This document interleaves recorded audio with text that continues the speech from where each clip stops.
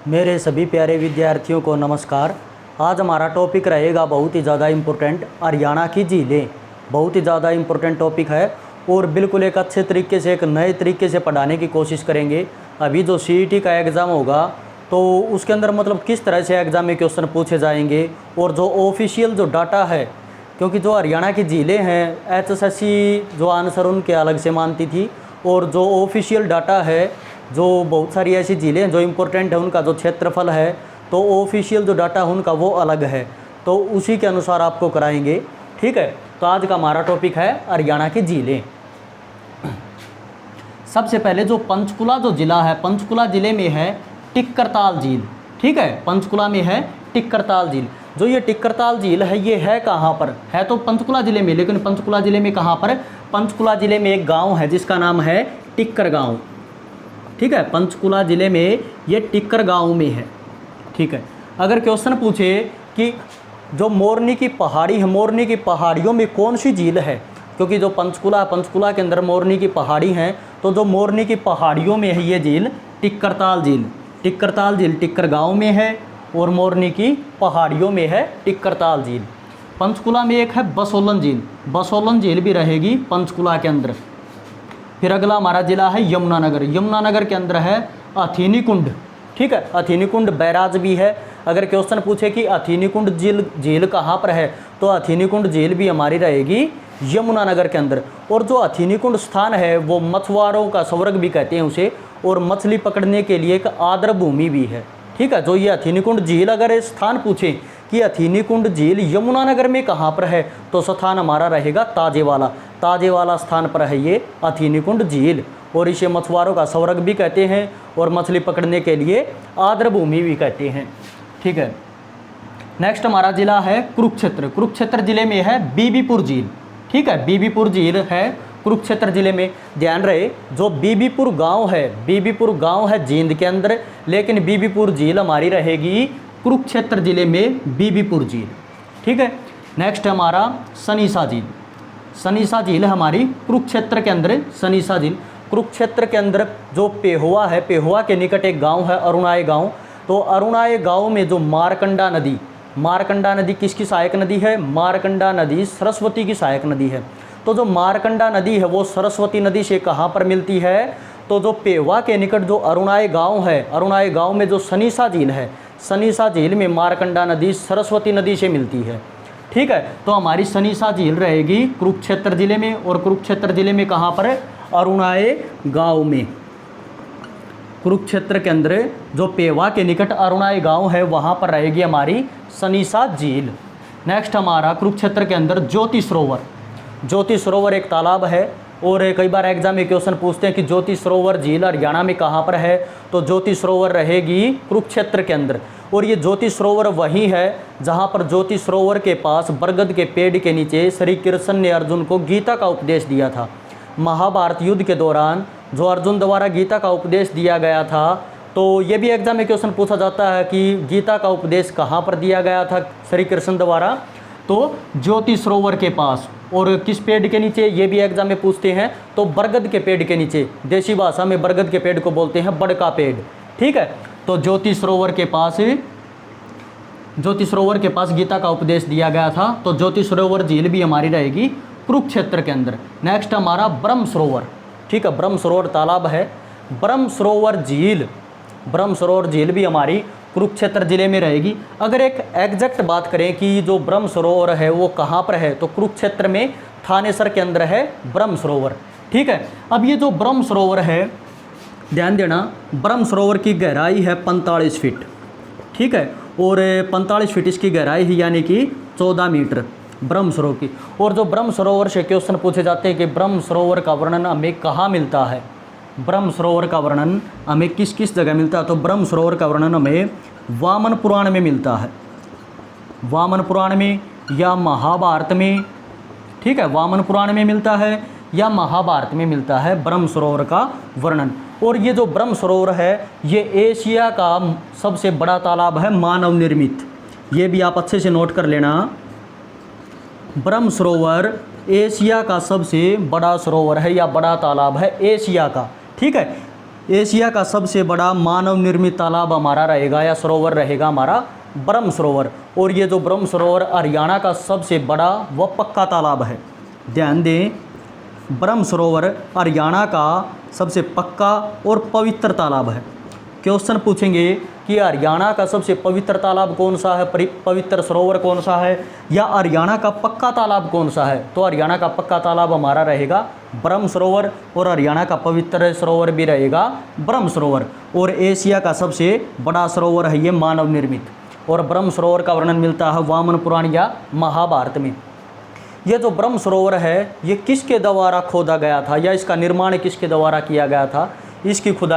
इसकी खुदाई राजा कुरु द्वारा की गई थी।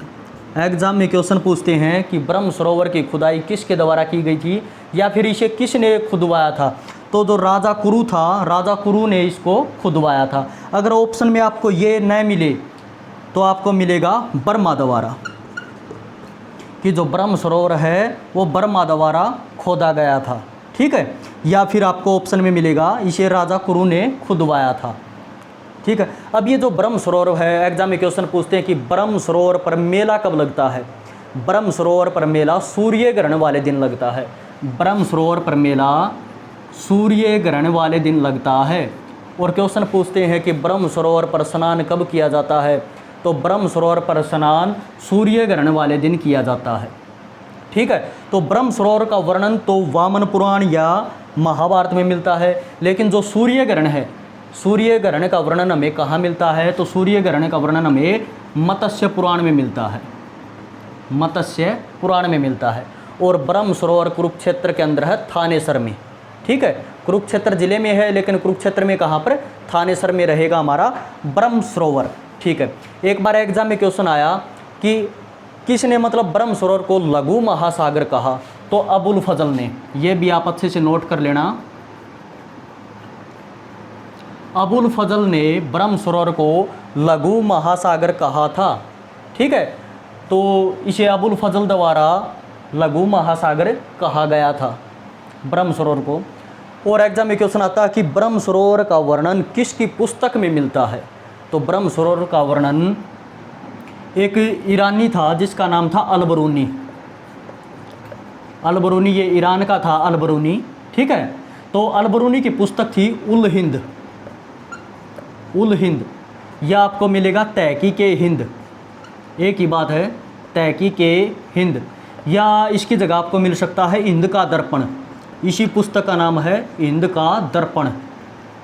ठीक है, ये जो अलबरूनी था, जो ईरान का था, ईरानी था, इसकी पुस्तक थी उल हिंद या तहकीक हिंद या हिंद का दर्पण, ये एक ही बात है। ठीक है, तो अलबरूनी की पुस्तक उल हिंद में ब्रह्म सरोवर का वर्णन मिलता है। और ये जो अलबरूनी है, अलबरूनी से एक इम्पोर्टेंट पॉइंट बनता है कि कुरानों पर अध्ययन करने वाला पहला मुसलमान कौन था?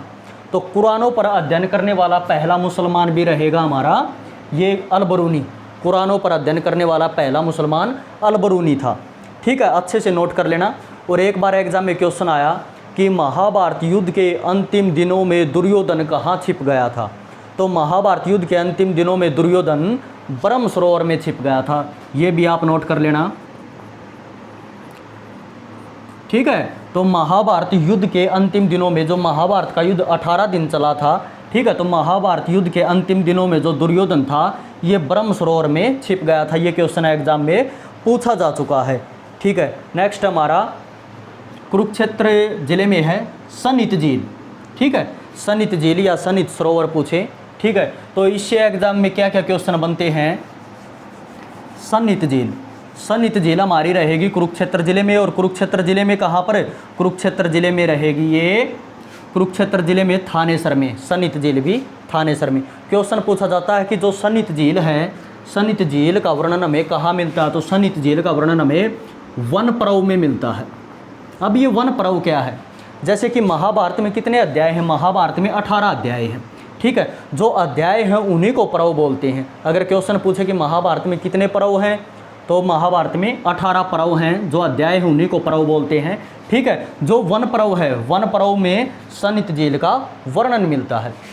ठीक है, और जो सनित झील है, सनित झील को सरस्वती की 7 नदियों का संगम स्थल भी कहते हैं। सरस्वती की 7 नदियों का सरस्वती की 7 नदियों का संगम स्थल किसे कहते हैं? तो सन्नित झील को कहते हैं। और इससे क्वेश्चन बनता है कि हरियाणा में कौन सी झील है जिससे भगवान विष्णु का संबंध है? तो ध्यान रहे, जो सन्नित झील है ये भगवान विष्णु और माता लक्ष्मी, भगवान विष्णु और माता लक्ष्मी का निवास स्थल है। ये क्वेश्चन भी एग्जाम में पूछा था एक बार कि भगवान विष्णु और माता लक्ष्मी का निवास स्थल किस झील में है? तो सन्नित झील में भगवान विष्णु और माता लक्ष्मी का निवास स्थल है। और भगवान विष्णु को बोलते हैं चक्र स्वामी भी बोलते हैं।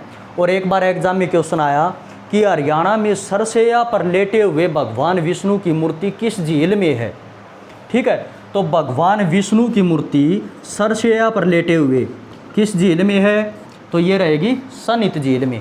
ठीक है, सन्नित झील में भगवान विष्णु की सरसैया पर लेटे हुए की मूर्ति है, जिस पर जो शेषनाग है ऊपर, आपने देखा होगा। ठीक है, तो सरसैया पर लेटे हुए भगवान विष्णु की मूर्ति रहेगी सन्नित झील में। ठीक है, और एक बार एग्जाम में क्वेश्चन आया कि हरियाणा में कौन सा स्थल है या कौन सी झील है जिसमें स्नान करने से दुखी आत्माओं को शांति मिलती है? तो सन्नित झील में स्नान करने से दुखी आत्माओं को शांति मिलती है।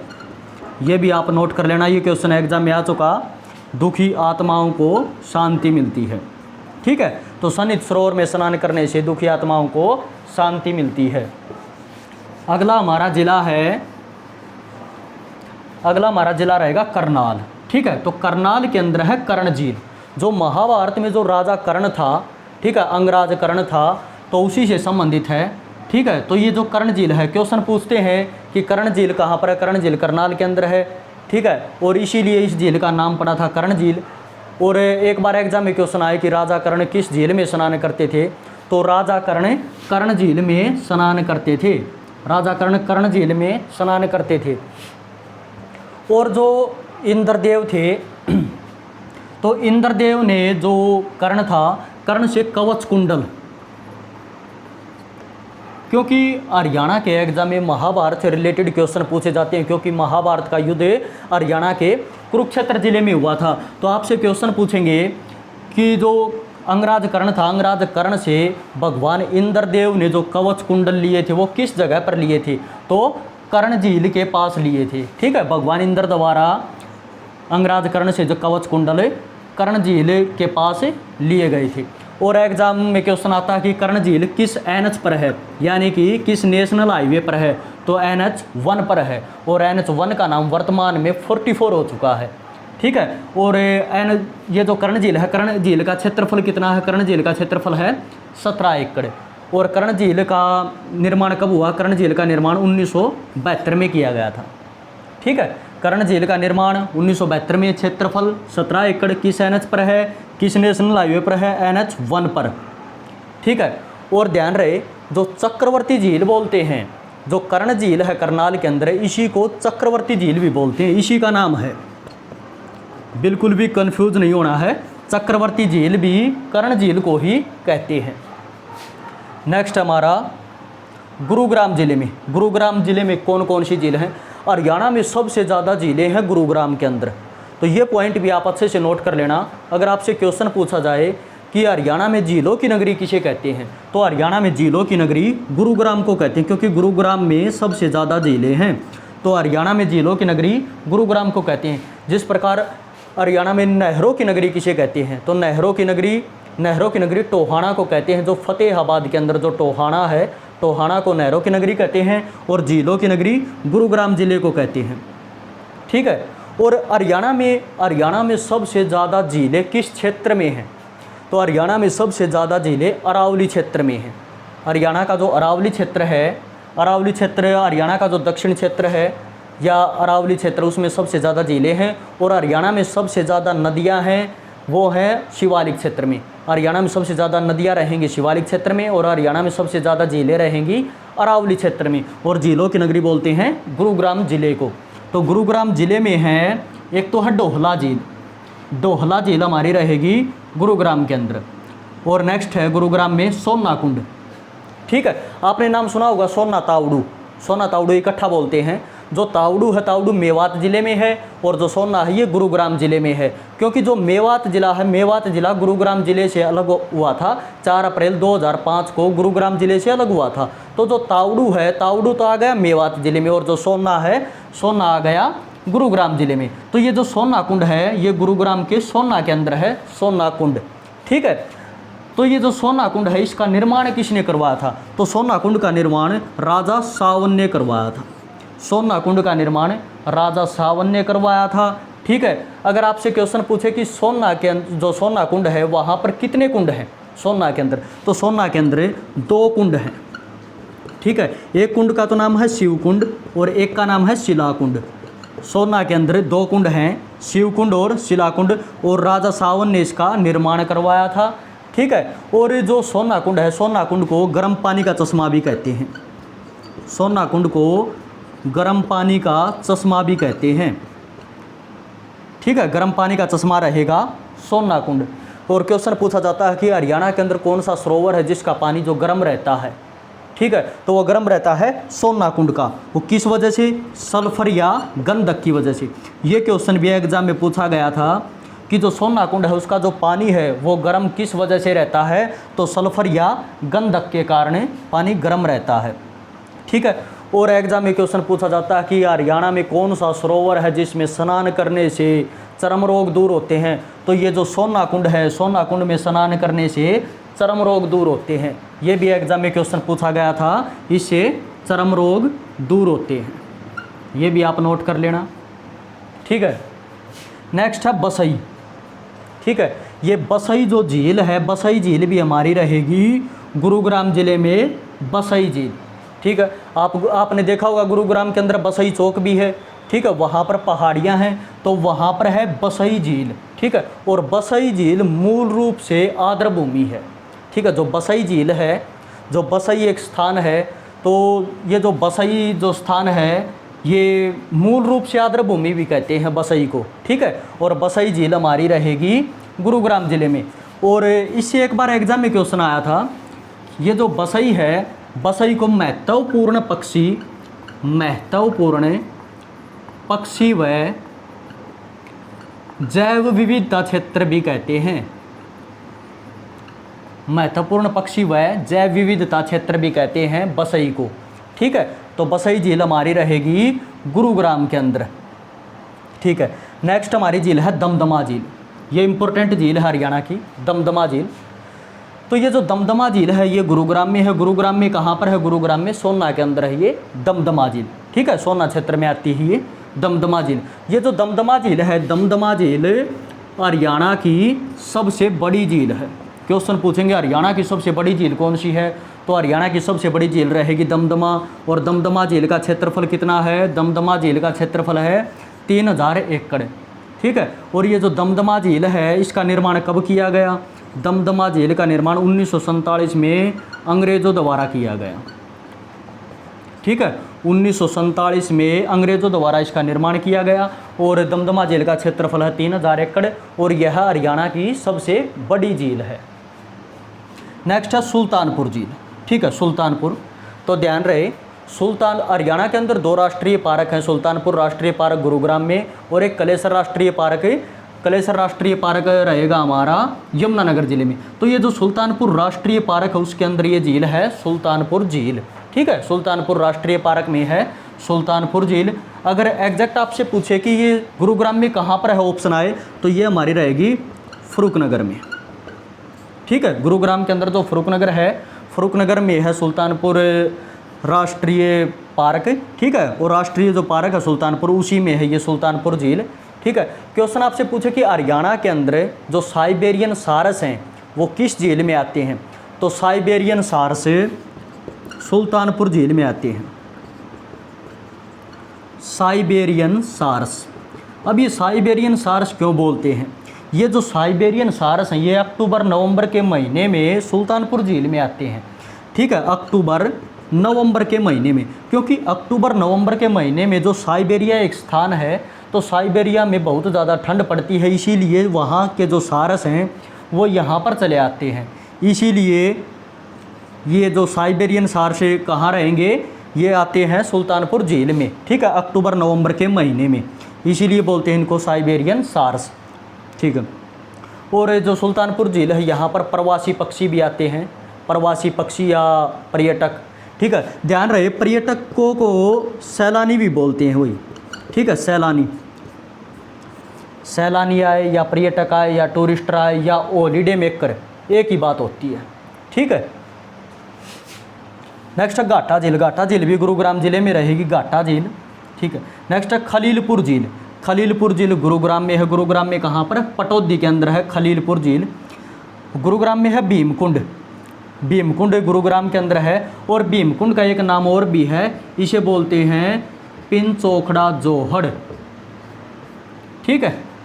जो गुरुग्राम के अंदर जो भीमकुंड है, भीमकुंड का एक नाम और भी है, इसे बोलते हैं पिनचोखड़ा जोहड़, पिनचोखड़ा जोहड़। ये गुरुग्राम के अंदर जो भीमकुंड है उसी को बोलते हैं।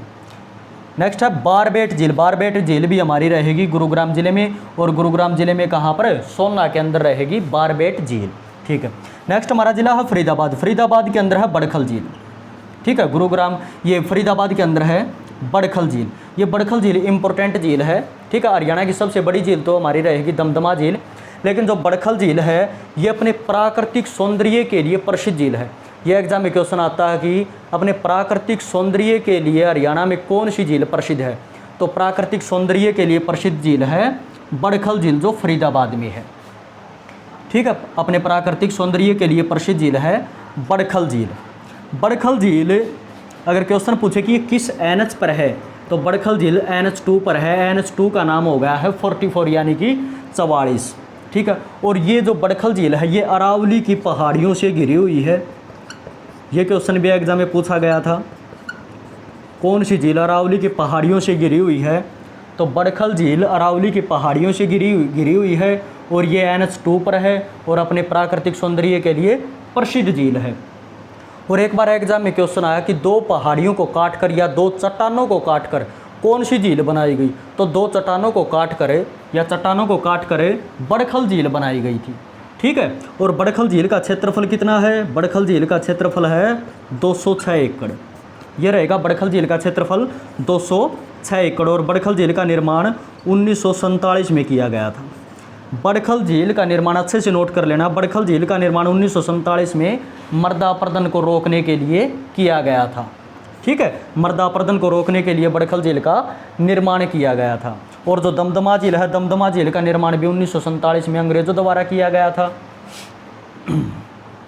नेक्स्ट हमारा सूरजकुंड झील, सूरजकुंड झील भी हमारी रहेगी फरीदाबाद जिले में, सूरजकुंड झील। और ये जो सूरजकुंड झील है ये किस NH पर है, तो सूरजकुंड झील रहेगी हमारी NH2 पर, ठीक है। और ये इंपॉर्टेंट झील है सूरजकुंड झील, तो सूरजकुंड झील रहेगी हमारी NH2 पर, और NH2 का नाम वर्तमान में है 44। और सूरजकुंड झील का निर्माण किसने करवाया, ये क्वेश्चन एग्जाम में पूछा जाता है, तो अनंगपाल तोमर ने, अनंगपाल तोमर ने, तोमर वंश का शासक था अनंगपाल तोमर। ध्यान रहे अनंगपाल तोमर को ही सूरजमल कहते हैं, ठीक है, अनंगपाल तोमर को ही सूरजमल कहते हैं। और ये था अनंगपाल तोमर द्वितीय, ठीक है। इससे पहले भी एक और अनंगपाल तोमर रह चुका है, ये अनंगपाल तोमर द्वितीय था, और इसे सूरजमल भी कहते हैं, जिसने सूरजकुंड झील का निर्माण करवाया।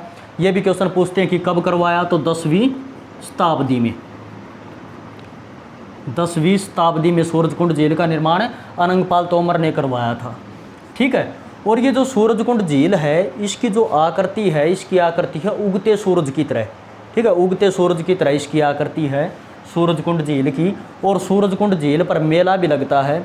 ये भी क्वेश्चन आता है कि हरियाणा का कुंभ का मेला, हरियाणा का कुंभ का मेला कहाँ लगता है, तो सूरजकुंड झील पर लगता है। और कब लगता है, तो ये लगता है फरवरी के महीने में, ठीक है। तो हर साल फरवरी के महीने में सूरजकुंड का मेला लगता है सूरजकुंड झील पर, ठीक है। और ये जो सूरजकुंड है, सूरजकुंड के अंदर पहले झील थी एक, इसका नाम था सूरजकुंड का पहले मयूर, ध्यान दें, पहले इसका नाम था मयूर, सूरजकुंड का मयूर। अगर एग्जाम में क्वेश्चन पूछा जाए कि हरियाणा में मयूर झील कहाँ पर है, तो मयूर झील रहेगी फरीदाबाद में। और फरीदाबाद में कहाँ पर, तो फरीदाबाद में सूरजकुंड के अंदर रहेगी ये मयूर झील, ठीक है, मयूर झील भी सूरजकुंड के अंदर रहेगी। ठीक है, नेक्स्ट हमारी झील है दोज झील, तो दोज झील भी हमारी रहेगी फरीदाबाद के अंदर। ठीक है, नेक्स्ट है बड़वाड़ी झील। बड़वाड़ी झील, तो बड़वाड़ी झील जो है वो भी फरीदाबाद के अंदर है, और बड़वाड़ी झील को खूनी झील भी कहते हैं। बड़वाड़ी झील को खूनी झील, एग्जाम में क्वेश्चन पूछते हैं कि हरियाणा में खूनी झील किसे कहते हैं, तो बड़वाड़ी झील जो फरीदाबाद के अंदर है इसे खूनी झील भी कहते हैं। नेक्स्ट हमारी पलवल ज़िले में है डबचिक झील। ठीक है, डबचिक एक पर्यटन स्थल भी है। ठीक है, और ये जो डबचिक झील है, डबचिक झील पलवल ज़िले में कहाँ पर है? पलवल ज़िले में है ओडल में। ओडल विधानसभा की सीट भी है, तो पलवल ज़िले के ओडल में पड़ती है ये डबचिक झील, और डबचिक झील का निर्माण 1975 में किया गया था। ठीक है, डबचिक झील का निर्माण रहेगा 1975 में, और डबचिक झील का क्षेत्रफल है 132 एकड़।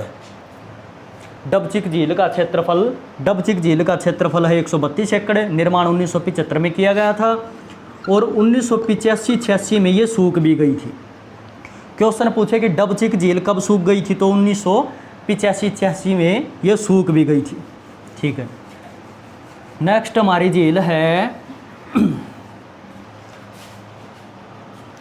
मेवात के अंदर। मेवात के अंदर हैं ये झीलें भी इम्पोर्टेंट हैं। मेवात के अंदर है कोटला झील, संगेल झील, चंदेली झील। ठीक है, तो हम बात करते हैं मेवात के अंदर यानी कि नूह के अंदर है कोटला झील। ये कोटला झील इम्पोर्टेंट है।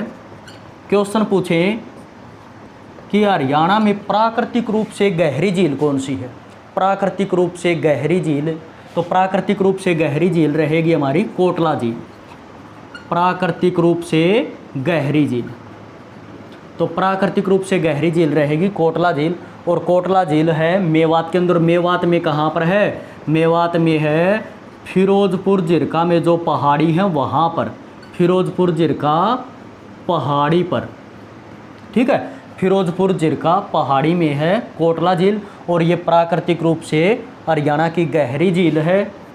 ठीक है, एग्जाम में क्वेश्चन आता है कि बाबरनामा की जो पुस्तक थी या बाबर की जो आत्मकथा थी जिसका नाम है बाबरनामा, बाबरनामा में किस झील का उल्लेख है? तो बाबरनामा में कोटला झील का उल्लेख है। ये पॉइंट भी आप अच्छे से नोट कर लेना। तो जो कोटला झील है, कोटला झील का उल्लेख हमें मिलता है बाबर की पुस्तक बाबरनामा में। बाबर की पुस्तक बाबरनामा में इसका उल्लेख मिलता है। ठीक है, नेक्स्ट हमारा कि इसका जो ये जो कोटला झील है, कोटला झील का क्षेत्रफल कितना है? क्षेत्रफल भी लिखवा देते हैं। तो इसका क्षेत्रफल है 20 वर्ग किलोमीटर। जो ये झील है इसका क्षेत्रफल 20 वर्ग किलोमीटर है, कोटला झील का क्षेत्रफल। ठीक है, अच्छे से नोट कर लेना। और एग्जाम में क्वेश्चन पूछे कि जो मेवात के अंदर जो संगेल झील है, संगेल झील को पानी भी दिया गया था एक बार कोटला झील द्वारा। ठीक है, संगेल झील को क्वेश्चन पूछेंगे संगेल झील को पानी किस झील द्वारा दिया गया था? तो संगेल झील को पानी 1985-86 में कोटला झील द्वारा दिया गया था। 1985-86 में कोटला झील द्वारा 1985-86 में संगेल झील को पानी दिया गया था। नेक्स्ट हमारा संगेल झील, मेवात के अंदर है संगेल झील। एक बार एग्जाम में क्वेश्चन आया कि संगेल झील का दूसरा नाम क्या है? तो संगेल झील का दूसरा नाम है उजीना। उजीना झील भी बोलते हैं संगेल झील को, उजीना झील। ठीक है, नेक्स्ट हमारा मेवात के अंदर है चंदेली झील। ठीक है, ये भी आप नोट कर लेना। चंदेली झील हमारी रहेगी मेवात के अंदर, संगेल झील भी मेवात के अंदर, और कोटला झील भी मेवात के अंदर रहेगी, कोटला झील। नेक्स्ट हमारा जिला है महेंद्रगढ़। महेंद्रगढ़ में है शोभा सागर झील। शोभा सागर झील हमारी रहेगी महेंद्रगढ़ में, और महेंद्रगढ़ में कहाँ पर? महेंद्रगढ़ में नारनौल के अंदर। जब एग्जाम में क्वेश्चन आए तो ऑप्शन में आपको महेंद्रगढ़ भी मिले और नारनौल भी मिले, तो कहाँ पर टिक करोगे आप? नारनौल को। तो जो शोभा सागर झील है वो हमारी रहेगी नारनौल के अंदर। नेक्स्ट हमारा जिला है झज्जर जिला। झज्जर जिले में जो ये झील है ये इंपॉर्टेंट झील है, भिंडावास झील। भिंडावास झील आपको याद रहेगी क्योंकि जो झज्जर के अंदर 2 वन्यजीव अभयारण्य हैं। हरियाणा के अंदर 8 वन्यजीव अभयारण्य हैं। तो झज्जर जिले में है 2 वन्यजीव अभयारण्य, एक तो भिंडावास वन्यजीव अभयारण्य और एक खप्परवास वन्यजीव अभयारण्य। तो बिंडावास झील हमारी रहेगी झज्जर जिले के अंदर, ठीक है।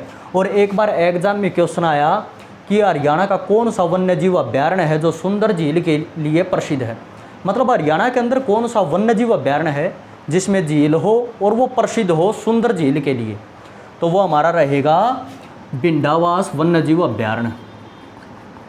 बिंडावास वन्य जीव अभ्यारण्य,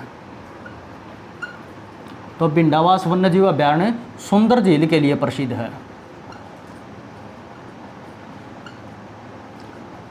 सुंदर झील के लिए प्रसिद्ध है बिंडावास वन्य जीव अभ्यारण्य 1995। और एक पॉइंट और नोट कर लेना, एग्जाम में क्वेश्चन आता है कि जो बिंडावास वन्य जीव आरक्षित क्षेत्र घोषित कब किया गया। बिंडावास, ये क्वेश्चन बार बार एग्जाम में आता है कि बिंडावास वन्य जीव आरक्षित क्षेत्र, तो बिंडावास वन्य जीव आरक्षित क्षेत्र कब घोषित किया गया, तो ये घोषित किया गया 1985 में। ये इंपॉर्टेंट है, 1985 में बिंडावास को वन्य जीव आरक्षित क्षेत्र घोषित किया गया था, ठीक है। और एक पॉइंट और ध्यान रखना आप, करंट का भी क्वेश्चन है और इम्पोर्टेंट भी है। हरियाणा में एक जो रामसर साइट होती है, रामसर साइट में हरियाणा में कौन से 2 स्थल हैं जिनको शामिल किया गया है रामसर साइट में, तो रामसर साइट में हरियाणा में 2 स्थल है, एक तो है सुल्तानपुर और एक बिंडावास। बिंडावास है झज्जर के अंदर, सुल्तानपुर गुरुग्राम के अंदर। तो रामसर साइट में आर्द्र भूमि के लिए, ध्यान दें, रामसर साइट में आर्द्र भूमि के लिए या आर्द्र भूमि के रूप में हरियाणा के 2 स्थलों को शामिल किया गया है, एक तो सुल्तानपुर और एक बिंडावास को। ये 2 स्थल हैं जिनको शामिल किया गया है, एक सुल्तानपुर एक बिंडावास आर्द्र भूमि के लिए रामसर साइट में, ठीक है। नेक्स्ट हमारा रोहतक के अंदर है तिलियार झील। तिलियार झील रहेगी रोहतक ज़िले में और तिलियार झील है NH9 पर। NH9 का पहले नाम था NH10। और जो ये तिलियार झील है, तिलियार झील के पास ही हरियाणा के अंदर 3 चिड़ियाघर हैं, तो जो रोहतक चिड़ियाघर है वो तिलियार झील के बिल्कुल पास है, ठीक है। और ये है NH9 पर तिलियार झील का क्षेत्रफल। आपने सुना होगा, पहले भी एग्जाम में क्वेश्चन आया है, तो जो तिलियार झील का क्षेत्रफल वो 123 एकड़ बताते हैं, ठीक है। लेकिन जो ऑफिशियल जो डाटा है उसके अकॉर्डिंग तिलियार झील का क्षेत्रफल है 132 एकड़। 132 एकड़ तिलियार झील का क्षेत्रफल रहेगा। और तिलियार झील का निर्माण कब किया गया? तिलियार झील का निर्माण किया गया 1972 में। 1972 में तिलियार झील का निर्माण किया गया। तिलियार झील का क्षेत्रफल 132 एकड़। आपको ऑप्शन के अकॉर्डिंग चलना पड़ेगा, अगर 123 मिले तो 123 को टिक करना पड़ेगा। और तिलियार झील है NH9 पर, नेशनल हाईवे 9 पर। और रोहतक के अंदर एक है गौकर्ण तालाब। कन्फ्यूजन यह होना है, अगर एग्जाम में क्वेश्चन आए कि गौकर्ण तालाब कहाँ पर है तो आपको करनाल टिक नहीं करना है, क्योंकि गौकर्ण तालाब है रोहतक ज़िले में, और रोहतक ज़िले में है ये रामलीला मैदान के पास। नेक्स्ट है भिवानी ज़िला। भिवानी ज़िले के अंदर है तोसाम झील, क्योंकि जो तोसाम कस्बा है वो भिवानी ज़िले के अंदर आता है, तो वहाँ पर ये झील है तोसाम के अंदर। क्वेश्चन पूछे कि तोसाम झील कहाँ पर है, तो तोसाम झील रहेगी भिवानी ज़िले में, ठीक है। नेक्स्ट हमारा ज़िला है हिसार। हिसार के अंदर है ये इंपॉर्टेंट झील है ब्लूबर्ड झील, ठीक है। तो क्वेश्चन ब्लूबर्ड झील कहाँ पर है? ब्लूबर्ड झील है हिसार के अंदर। और ये जो ब्लूबर्ड झील है ये किस NH पर है, किस नेशनल हाईवे पर है? तो ब्लूबर्ड झील रहेगी हमारी NH9 पर, NH9 पर है ब्लूबर्ड झील, ठीक है। और ब्लूबर्ड झील का क्षेत्रफल कितना है? देखो, जो ब्लूबर्ड झील का जो किताबें बताती हैं कि 12 एकड़, लेकिन ब्लूबर्ड झील का क्षेत्रफल है 20 एकड़। ध्यान दिए, ऑफिशियल जो डाटा उसके अकॉर्डिंग है ब्लूबर्ड झील का क्षेत्रफल है 20 एकड़ और ये NH9 पर है। और हरियाणा की छोटी झील पूछे कि हरियाणा की सबसे छोटी झील कौन सी है, तो हरियाणा की सबसे छोटी झील रहेगी ब्लूबर्ड झील, हरियाणा की सबसे छोटी झील रहेगी, ठीक है। और इसका क्षेत्रफल 20 एकड़ है, ठीक है। अगर ये ऑप्शन में आपको न मिले तो फिर आपको मिलेगा 12 एकड़, ठीक है। ऑप्शन के अकॉर्डिंग आपको चलना पड़ेगा। ब्लूबर्ड झील एग्जाम में क्वेश्चन पूछे कि हरियाणा के अंदर बतखों वाली झील कौन सी है, या हरियाणा में बतखों के लिए प्रसिद्ध झील कौन सी है, तो वो रहेगी ब्लूबर्ड झील, बतखों वाली झील। क्योंकि जो ब्लूबर्ड झील है इसको बतखों वाली झील भी बोलते हैं। और ब्लूबर्ड झील का निर्माण 1996 में किया गया था, ठीक है। ब्लूबर्ड झील का निर्माण 1996 96 में किया गया था। नेक्स्ट है ब्लैकबर्ड झील। ये ब्लैकबर्ड झील है हिसार ज़िले में, लेकिन हिसार में कहाँ पर? हिसार में आसी। एग्जाम में क्वेश्चन आता है कि ब्लैकबर्ड झील कहाँ पर है, और ऑप्शन में हिसार भी हो और आसी भी हो तो आप टिक करोगे आसी। आसी के अंदर है ब्लैकबर्ड झील। नेक्स्ट है आली झील। आली झील है हिसार के अंदर। ये इंपॉर्टेंट झील है क्योंकि ये करंट का भी क्वेश्चन बनता है कि हरियाणा के किस ज़िले में आली झील बनाई जा रही है। तो आली झील हमारी रहेगी हिसार ज़िले के अंदर, ठीक है। और ये पिकनिक के लिए बनाई जा रही है, ठीक है, पिकनिक के लिए आली झील पिकनिक के लिए बनाई जा रही है। और ये कितने एकड़ में? ये 9 एकड़ में। ये इंपॉर्टेंट है। ये जो आली झील है, आली झील हिसार के अंदर पिकनिक के लिए 9 एकड़ में बनाई जा रही है, ठीक है। और ये जो आली झील है, आली झील में एक 60 फीट ऊंचा तिरंगा है। 60 फीट ऊंचा तिरंगा। क्वेश्चन पूछेंगे हरियाणा के अंदर किस झील में 60 फीट ऊंचा तिरंगा है, तो आली झील में 60 फीट ऊंचा तिरंगा रहेगा, ठीक है। नेक्स्ट हमारी झील है ओट्टू झील। ध्यान दें, सिरसा के अंदर एक स्थान है ओट्टू स्थान, और ओट्टू स्थान हरियाणा में मिट्टी चोरी के लिए प्रसिद्ध स्थान है। ओट्टू नामक स्थान हरियाणा में मिट्टी चोरी के लिए प्रसिद्ध स्थान है, ओट्टू नामक स्थान। और जो ये ओट्टू नामक स्थान है, यहाँ पर एक बांध भी है। उस बांध का नाम है वीरराज बांध। बांध का नाम है वीरराज बांध, ठीक है। और कई बार देते हैं कि ओट्टू बांध। ये जो ओट्टू नामक स्थान पर ये वीरराज बांध है, इसीलिए इसको ओट्टू बांध भी बोल देते हैं और इसको वीरराज बांध भी बोल देते हैं। और ये है घग्गर नदी पर, ठीक है। और ये जो ओट्टू नामक स्थान है, वहीं पर ये झील है ओट्टू झील। ओट्टू झील हमारी रहेगी सिरसा ज़िले में ओट्टू नामक स्थान पर। और ये जो ओट्टू नामक स्थान है, ये पड़ता है सिरसा के अंदर रानिया में, ठीक है। जो रानिया जो कस्बा है उसके अंडर में आता है ये ओट्टू नामक स्थान। नेक्स्ट हमारा है फतेहाबाद। फतेहाबाद के अंदर है चिल्ली झील। चिल्ली झील हमारी रहेगी फतेहाबाद ज़िले में। नेक्स्ट है जींद जिला। जींद जिले के अंदर है बुलबुल झील, ठीक है। ये जो बुलबुल झील है, बुलबुल झील है जींद जिले में। नेक्स्ट हमारा ज़िला है कैथल। कैथल ज़िले के अंदर है बिंदक्यार झील। बिंदक्यार झील हमारी रहेगी कैथल ज़िले के अंदर। और कैथल ज़िले के अंदर है एक पुंडरीक सरोवर, ठीक है, ठीक है। जो पुंडरी नामक जो स्थान है वो भी कैथल के अंदर है। और जो पुंडरीक सरोवर है, पुंडरीक सरोवर भी रहेगा कैथल ज़िले के अंदर रहेगा पुंडरीक सरोवर।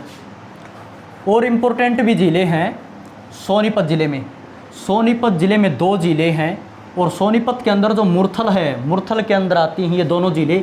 एक तो देह वाली झील, एक तो देह वाली झील और एक डाबर झील। तो देह वाली झील और डाबर झील रहेंगी हमारी मुरथल के अंदर, ठीक है। और एक बार एग्जाम में क्वेश्चन आया कि हरियाणा में कौन सी झील है जो मैदानी क्षेत्र की झील बोलते हैं। तो जो कुरुक्षेत्र के अंदर बीबीपुर झील है, ठीक है, कुरुक्षेत्र के अंदर बीबीपुर झील है, लेकिन बीबीपुर गांव है जींद के अंदर। तो कुरुक्षेत्र के अंदर बीबीपुर झील, और दिल्ली के अंदर है एक नजफगढ़ झील। दिल्ली के अंदर है नजफगढ़ झील और कुरुक्षेत्र की बीबीपुर झील। ये हरियाणा, ये मैदानी क्षेत्र की झीलें हैं। क्वेश्चन पूछेंगे मैदानी क्षेत्र की झील कौन सी है, तो बीबीपुर झील मैदानी क्षेत्र की झील है। और नजफगढ़ झील जो दिल्ली के अंदर है, ये मैदानी क्षेत्र की झील है। और नजफगढ़ का विकास किस नदी द्वारा हुआ? साबी नदी द्वारा या साहिबी नदी द्वारा नजफगढ़ का विकास किया गया। अब इम्पोर्टेंट फैक्ट ये बनते हैं कि अगर क्वेश्चन पूछा जाए कि हरियाणा में झीलें कितनी हैं, तो जब ये क्वेश्चन एग्जाम में आया तो HSSC ने माना था हरियाणा के अंदर 5 झीलें। मतलब हरियाणा की 5 झीलें हरियाणा सरकार के अंडर में हैं, इसीलिए आंसर माना था 5 झीलें, ठीक है। तो जब भी ये क्वेश्चन एग्जाम में आए तो आपको 5 को टिक करना है। हरियाणा के अंदर है 5 झीलें। अगर कुल झीलें पूछे तो 5 झीलें रहेंगी हरियाणा के अंदर, ठीक है। और हरियाणा में सबसे ज़्यादा झीलें रहेंगी अरावली क्षेत्र में, और सबसे ज़्यादा नदियाँ रहेंगी हरियाणा का जो शिवालिक क्षेत्र है उसमें रहेंगी हरियाणा में सबसे ज़्यादा नदियाँ। और झीलों की नगरी किसे कहते हैं? हरियाणा में झीलों की नगरी गुरुग्राम को कहते हैं।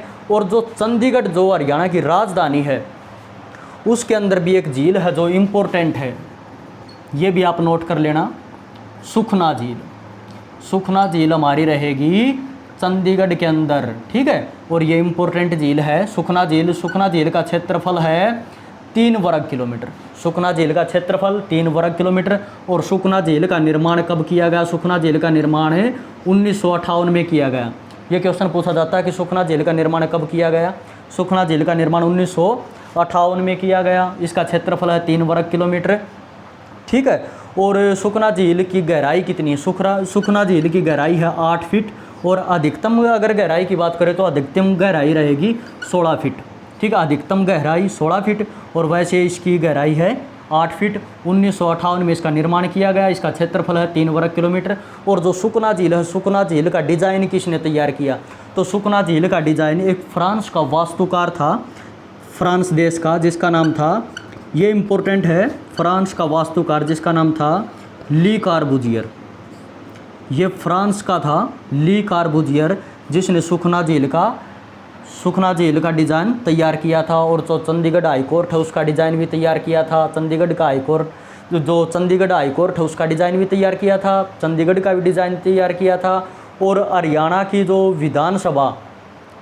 की विधानसभा का भी डिज़ाइन ली कार्बुजियर ने तैयार किया था। तो ये आप अच्छे से नोट कर लेना। और एक पॉइंट और भी बनता है कि हरियाणा के अंदर कौन सी झील है जिसको चंडीगढ़ हाई कोर्ट ने जीवित व्यक्ति का दर्जा दिया? तो जीवित व्यक्ति का दर्जा चंडीगढ़ हाई कोर्ट ने जीवित व्यक्ति का दर्जा सुखना झील को दिया है। जो चंडीगढ़ के अंदर जो सुखना झील है उसे चंडीगढ़ हाई कोर्ट द्वारा जीवित व्यक्ति का दर्जा दिया गया है।